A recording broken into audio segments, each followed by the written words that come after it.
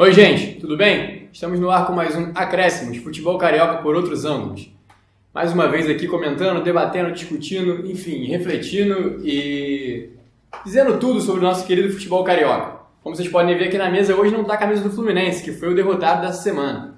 Eu estou com Altair Alves, Rafael Henrique Fernandes e o Felipe Lucena, mais um Acréscimos no ar. Vamos começar falando do Vasco, que está aqui na mesa porque venceu o Sport. O que vocês têm a dizer sobre o jogo do Vasco? Foi emocionante o jogo, né? Até certo ponto. Eu não vi o jogo. Uma vitória na raça, né? Conquistada na raça, com mais uma bela atuação do Pikachu, que se não fosse pelo Magrão, ele teria feito 4 gols, não seria exagero dizer que ele teria feito 4 gols, sendo que fez 2. Grande fase, inclusive, dos dois, né? Tanto o Pikachu quanto o Magrão, né? São jogadores que nesse Campeonato Brasileiro vem se destacando. Pikachu me impressiona cada vez mais a facilidade que ele tem para se infiltrar dentro da área. Parece um centroavante. Se entendendo bem com o Giovanni Augusto, né? Os dois estão lá do Pará, né? E talvez já se conheçam antes. Já tomaram um açaí junto. Pode já ser foram no Calypso, alguns foram no Calypso também. E eles com bom entrosamento durante o jogo. Inclusive teve um dos lances que o Pikachu poderia ter feito o gol que o Giovanni Augusto também acertou o cruzamento, que ele emendou um vôlei, meio vôlei bicicleta. E poderia ter saído com 4 gols. Mas fase impressionante do Pokémon vascaíno. Grande fase. Essa vitória do Vasco acho que impressiona mais ainda, porque o Sport vinha muito bem no campeonato, né? Deu trabalho. Era vice-líder lá no... Pois é, e deu trabalho. São Paulo, né? O Vasco ganhou na raça, então, não foi um jogo... Uma vitória expressiva, significativa do Vasco. Sim. Pegou o Sport, então, vice-líder, né? E com o gol do Ramon, né? Decidindo o jogo. O Ramon que tá voltando de contusão. Até considerei que a substituição do Jorginho tenha sido equivocada pelo fato de... Já vai cornetar o cara? Pela circunstância do jogo, o Vasco tinha acabado de tomar o empate. Ele ficou ou já ficou no campo lá na beira? Ele ficou no campo. Ficou no campo? Pô, no primeiro jogo já tá cornetando. Na beira não. Seja uma corneta, é só uma diferença de opinião, assim, porque o Vasco tinha acabado de tomar o segundo gol e ele botou o Ramon. O que você imagina? Tomou o gol, tá jogando em casa, vai botar um atacante, um meio ofensivo, ele botou um lateral e adiantou o Henrique. Um lateral que já não jogava? Que não jogava há bastante tempo.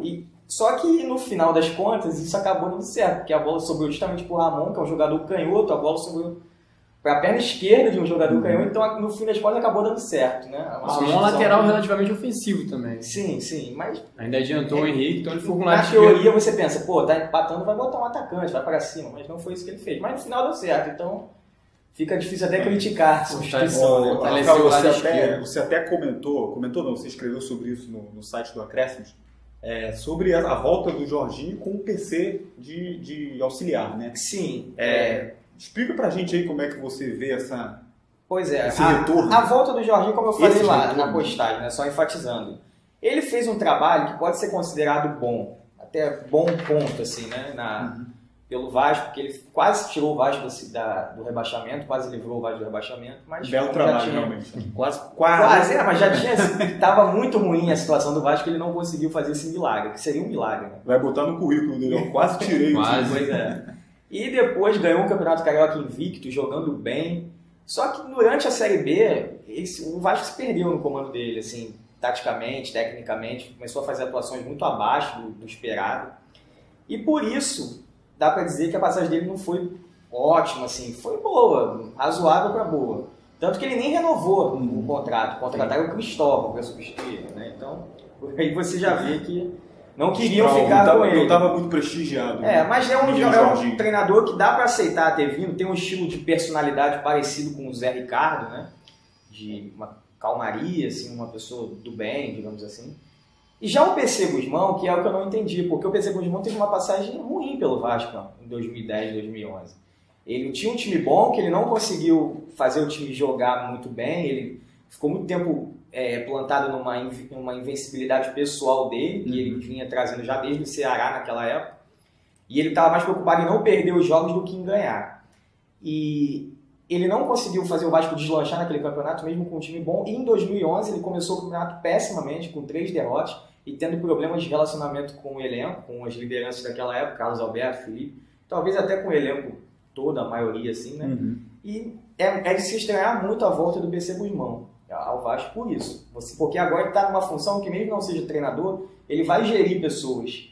Então, você baseado nisso, que ele não tinha essa facilidade de relacionamento, e novamente trazer para gerir pessoas é complicado. Esse é também a coisa de contrato, né? Auxiliar também, aí, não tem jeito, e né? pelo fato do Ricardo Gomes pegou o mesmo grupo dele e fez um trabalho brilhante, totalmente diferente do dele, entendeu? Então, e vale ressaltar que o Alexandre Campelo trabalhou com os dois, tanto com o Jorginho quanto com o PC Guzmão, cada um na sua época, né? Porque o Alexandre Campelo era médico do Vasco.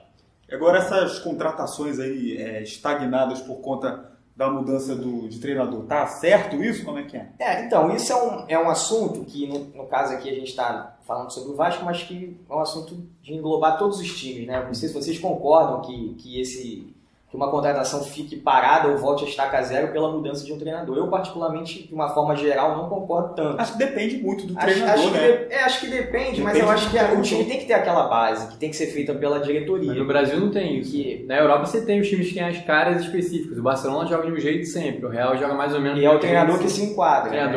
Aqui a gente tem alguns... O Corinthians, de uns tempos pra cá, adaptou um estilo de jogo que é o começo do Tite ali. E o Corinthians, a gente tá falando de futebol do Rio, mas só um parênteses aí para Corinthians, antes dessa era Tite, Carille, enfim, tudo mais, o Corinthians jogava de uma forma totalmente diferente. Sim. Totalmente diferente. Era aquele futebol ofensivo para cima, não deixava o adversário respirar dentro de casa. E a partir desse momento, Tite e Carille veio essa coisa de defender mais postado. Desde o Mano Menezes já vem um trabalho que depois passou pro Tite e se manteve. O Santos também tem o estilo de jogo sempre ofensivo, mas são poucos no Brasil que tem um estilo definido. Né? No geral, o técnico chega e arma o jeito que eu acho que o Atlético Mineiro também, porque desde 2012, quando deu o trabalho, desde a época do Cuca, que o Atlético Mineiro criou esse negócio de galo doido, né? De ser bem ofensivo. Cuca-bol, né? Jogar bola pra área quando tá no desespero ali.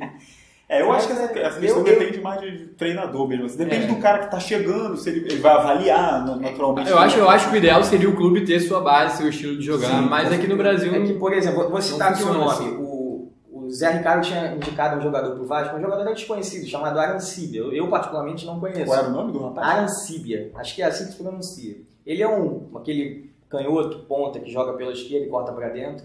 Joga pela direita e corta pra dentro. E eu não conheço, mas pelos vídeos dele, um jogador rápido, um jogador que dá pra você, pelo que a gente analisa no vídeo, dá pra você ter no elenco.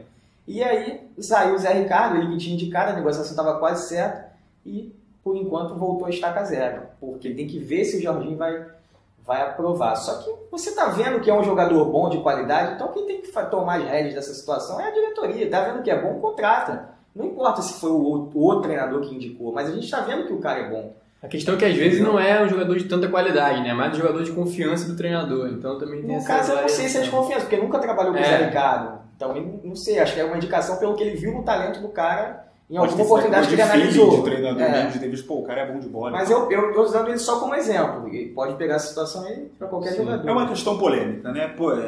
Falando em polêmica, não tem muita polêmica, não sei porque eu falei isso, mas o Fluminense e o Fluminense...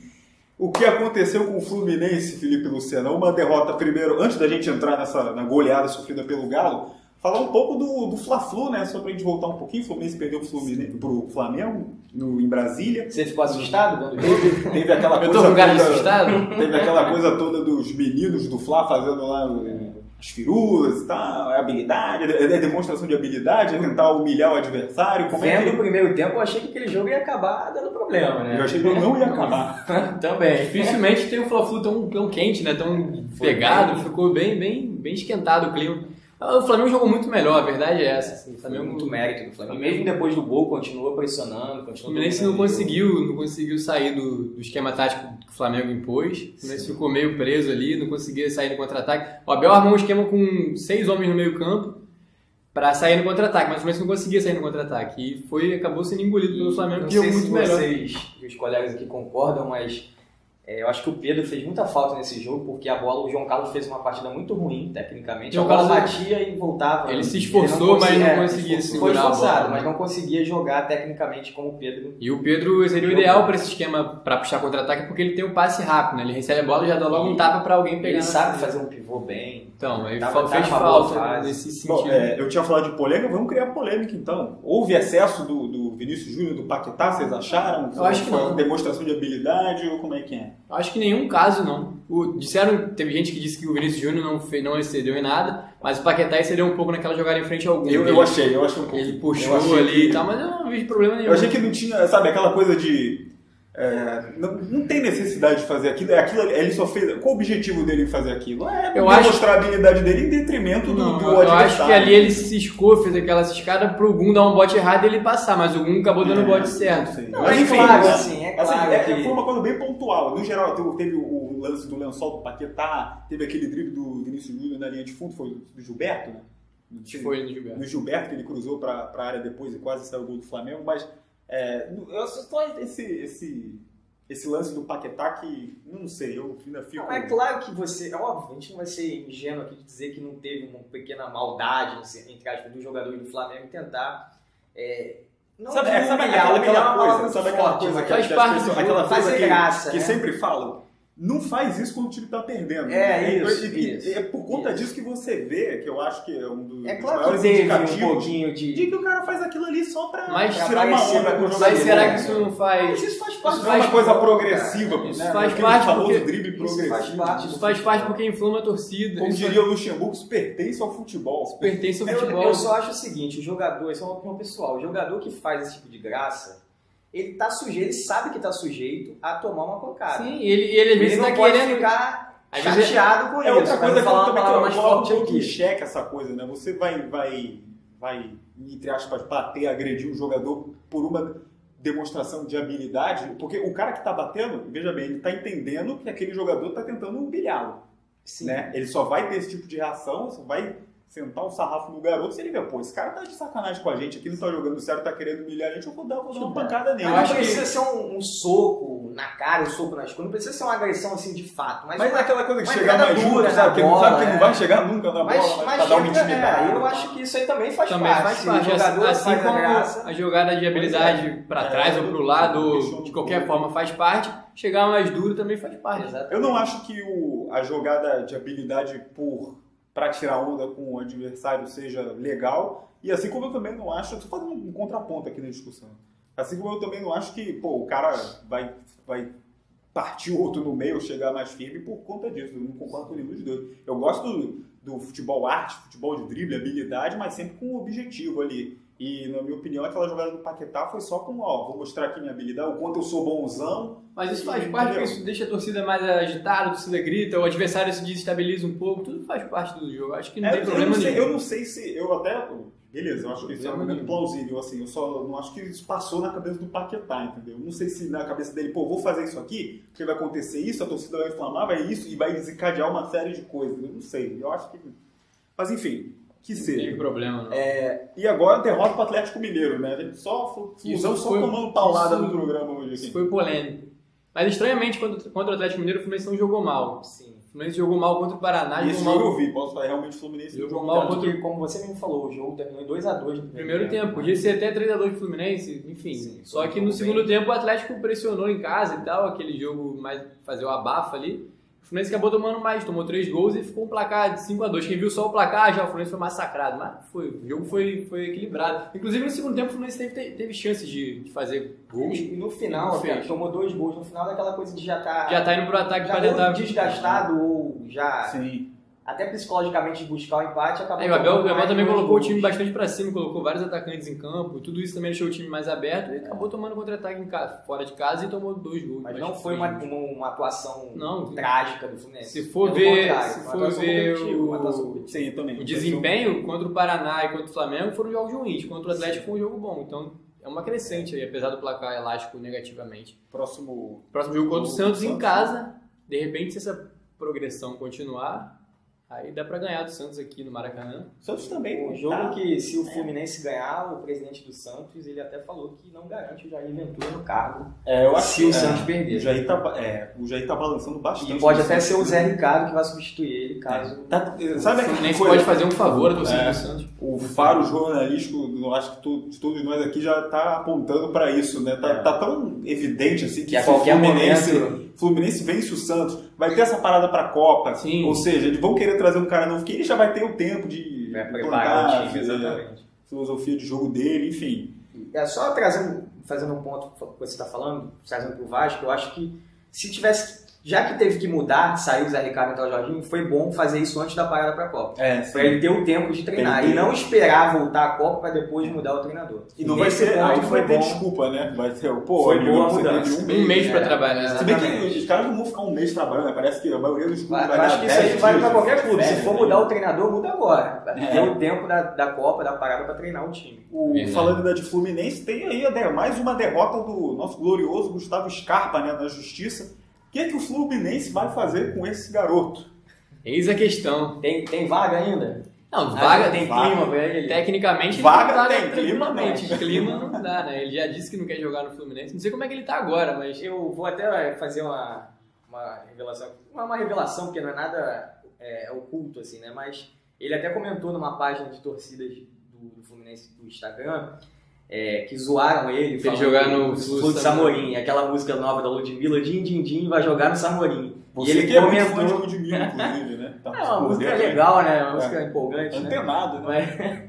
Aí ele comentou dizendo que tá amarrado em nome de Jesus. Não, assim, falou, uma resposta Deus assim, mas ele levou na esportiva. Foi engraçado ele responder isso, né? Porque essas páginas de torcida do Fluminense estão meio chateadas com ele porque ele debochou uma época. Meio você tá sendo legal, né? Aí os caras estão pegando no pé dele. Aí dessa vez ele não respondeu na esportiva, respondeu uma boa. De repente tá até mudando. Até porque ele é um esportista, né? É bom que ele sempre responda na esportiva. É justo. Seria interessante. Mas é isso. Eu não sei como é que o Fluminense vai fazer agora, porque ele tá preso contratualmente ao Fluminense e pra sair tem que pagar a multa e ninguém quer pagar essa multa super alta. Não sei o que vão fazer agora. Você acha que ele tá arrependido do que ele fez? Ou acredita que não? Talvez um arrependimento forçado? Talvez. Essa questão do arrependimento, a gente vê nessa situação toda que isso tudo só prejudica o próprio Gustavo Scarpa, né? Porque o Fluminense ele já não tem mais clima para o jogador atuar, não vai contar com ele de qualquer maneira pro restante da temporada. E o Palmeiras, beleza, a gente fez a negociação aqui com o cara, mas o nosso time tá ali brigando nas competições, não tá sentindo nossa, precisamos do Scarpa para ontem. Não é isso. Então, assim, o jogador mantém tá parado. No Brasil, só quem teria dinheiro para pagar essa multa assim, facilmente seria o Palmeiras, talvez o Flamengo, talvez o Cruzeiro, mas não estão se mostrando interessados, né? Então, não sei onde vai parar. Talvez ninguém queira entrar de novo nessa briga, igual porque pegaram o exemplo do Palmeiras que entrou. Já tem isso. Ele não entrou na briga, ele se deu bem com a briga, mas pegou o jogador teve que voltar, então ainda tem essa coisa de vai dar problema. Queira arriscar, pois é. Mas eu acho que vão acabar chegando a alguma solução de troca de jogadores, alguma coisa assim. O Fluminense vai emprestar, não sei, vai acabar acontecendo isso. Ou algum clube europeu vai no meio do ano vir levar ele. Será que vai ser o clube árabe também, que vai levar ele? Será que ele quer ir para um chinês o leste europeu? Então tem saindo do Fluminense pro Botafogo, empatou com o Bahia. Pois é, mas o empate do Botafogo empata muito. Desse resultado, o jogo pra lá de polêmico entre Botafogo e Bahia do ponto de vista da arbitragem, né? O jogo foi 3-3, teve esse lance do pênalti do Aguirre, cometido pelo Aguirre, né? Que, assim, eu não sei se vocês viram o lance, se vocês concordam, mas assim, foi uma jogada até a certo ponto bizarra, inocente do Aguirre, né? Porque ele meio que se enrosca ali com o jogador do Bahia, mas em nenhum momento tem intenção de derrubar, de puxar, de fazer a falta. Ficou naquela coisa... Talvez isso aí volte àquela antiga questão que a gente fez, acho que no programa, não sei se no programa passado ou no retrasado, de o Aguirre jogar na área ou fora da área. Sim. Porque ele não é um jogador que demonstra saber marcar, né? Falando assim, eu acho que, a minha opinião é que o Aguirre ele tem que ser o centroavante ali, cara. E agora nessa boa fase do Chiesa, talvez fique um pouco complicado. Fica um pouco complicado. E, inclusive, o Felipe falou agora aqui que o Uruguai inocente, né? Parece que o Aguirre porque ele ficou ali preso com o jogador do Bahia e, assim, o juiz, evidente que o juiz vai dar um pênalti ali. Se os dois caírem, ele não vai marcar a falta do atacante, vai dar pênalti. E, na minha opinião, o Aguirre foi um tanto quanto honesto. Talvez fosse o Kleber Gladiador que a falta do atacante. Não, acho que ele foi histórico. Ele até caiu, né? Os dois caíram lá, mas foi um lance inocente. Ele poderia ter se desvencilhado pro cara, sai daqui, sabe? Não é pra isso, mas... Ele foi malandro também. Não foi malandro, faltou. Não é uruguaio mesmo, Aguirre? Não, justamente não sabia marcar, foi ingênuo na jogada. O primeiro lance que ele toma um cartão amarelo também foi totalmente infantil, né? Mas o Botafogo, eu enxerguei assim uma leve melhora, lenta também, né? Do time, né? Acho que do jogo passado contra o Ceará, né? Que foi um empate com lanterna dentro de casa. O Botafogo conseguiu, até com 9 jogadores, fazer uma partida razoável, né? Bem postado na defesa em alguns momentos do jogo, saindo bem pro ataque de pé em pé. mas as falhas individuais da equipe acabaram fazendo com que o time levasse esse empate, né? O Marcinho muito mal no terceiro gol ali, na cabeçada do Regis, foi aquele... sabe aquele jogador que não tem os fundamentos da base, a bola sobe, ele fica olhando, nem vai na bola, nem vai no corpo do cara, ficou parado. E o Regis não é um jogador alto, né? Pois é, exatamente. E também teve o lance do Marcelo, né, que inexplicavelmente foi colocado nesse jogo pelo Valentim, ele que errou o passe que deu origem ao segundo gol do Bahia, né, o gol de empate 2-2, então, quer dizer, o time teve essa leve melhora, mas as falhas individuais comprometeram o resultado como um todo. Se no individual, coletivo, o Botafogo não foi bem, no individual tem o Chiesa, que está em boa fase. Chiesa está em boa fase, já são 5 gols no campeonato, tá falando, ó, professor, não posso sair desse time. Fez valer a lei do ex, né? O Brenner e o Valentim. O bom do Chiesa é que ele é ex de vários times, então ele vai fazer muito gol. Ele sempre vai ter lei do ex toda a rodada com o Chiesa. Eu acho que o Brenner e o Aguirre vão ter que se estapear aí por essa vaga, porque o Chiesa fazendo gol, amigo, não tem como tirar o cara do time. E falando em boa fase também do Valência, né, que fez o seu segundo gol nesse Campeonato Brasileiro, com a camisa do Botafogo, o terceiro desde que ele chegou. Golaço de falta. Ele já tinha feito um gol muito bonito contra o São Paulo, uma pancada de fora da área. Pra quem diz que não existe gol bonito de falta, é que ele foi um gol bonito de falta. Foi um golaço, E contra o Vasco ele deu uma assistência.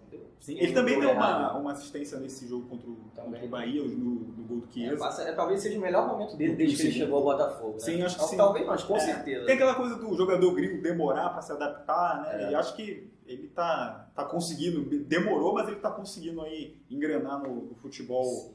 E o próximo jogo contra o Atlético Paranaense. Atlético Paranaense, mais um jogo. Né? Newton Santos, por favor. Mais um jogo contra uma equipe ali da parte de baixo, da zona de rebaixamento, né? O Botafogo que não aproveitou essa sequência, a gente falou antes aqui nos outros programas, que é enfrentar Ceará, Bahia e agora o Atlético Paranaense. De 6 pontos fez 2, foram 2 empates. Vamos ver se consegue uma vitória contra o Atlético Paranaense jogando em casa para terminar bem. Tem chance de conseguir. E a curiosidade desse jogo é que pode ser mais um time que o Botafogo faz o treinador ser demitido. Já fez contra o Flamengo no Campeonato Carioca, contra o Vasco semana passada. E o Fernando Diniz está muito pressionado no Atlético Paranaense. Se perder esse jogo, tem grande chance.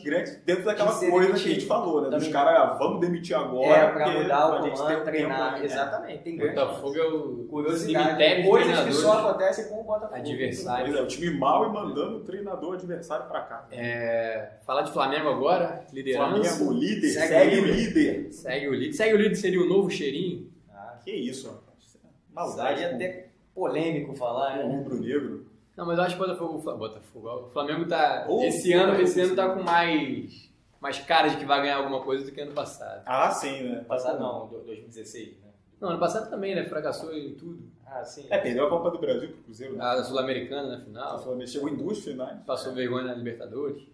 Pois é. O Barbieri deu uma cara ao time, né? Não tem como. Tem um jeito assim de. Os jogadores decisivos também resolveram jogar. Também, né? O Everton Ribeiro melhorou, o Diego. O próprio Vinícius Júnior, que é craque, evidentemente, mas ele sempre foi inconstante, né? Tá conseguindo manter uma regularidade mais razoável ali. Né? A defesa está muito bem, Diego Alves, né? Bastante jogos sem tomar gol, se eu não me engano. Ele que foi questionado assim que chegou, né? Até pouco tempo atrás, nem foi tão... Aí vem a questão da pausa para a Copa. Se o Barbieri deu uma cara ao Flamengo, deixou o time melhor nesse período que ele está comandando o time, essa pausa para a Copa pode ser melhor. Ou melhor ou pior para o trabalho dele? Eu acho que vai ser pior. Para o time que vai ser pior. Que está na liderança é sempre pior. O time que está embalado, qualquer pausa... O time que está bem é sempre atrapalha. E ainda mais que vai sair o Vinícius Júnior e o Felipe Viseu. São 2 saídas praticamente certas, principalmente a do Viseu. Não sai o Paquetá também, né? Porque ele está sendo... Tá aquela coisa embrionária de especulação e tal, mas assim, a gente vai ter um período grande aí, sem jogos, pode ser que alguma negociação avance, enfim. Ou seja, o Flamengo não deve ir ao mercado contratar substitutos para esses jogadores. Deve ser o Lincoln, que vai ocupar o elenco a vaga que seria do Viseu, como centroavante reserva. Outro vindo da base, né? E o Marlos Moreno, que deve entrar no time no lugar do Vinícius Júnior. É um bom jogador o Marlos Moreno, mas não está na mesma fase que o Vinícius Júnior, mas é um bom jogador. Mas, com certeza, vai enfraquecer em relação ao time que está agora. Não resta dúvidas.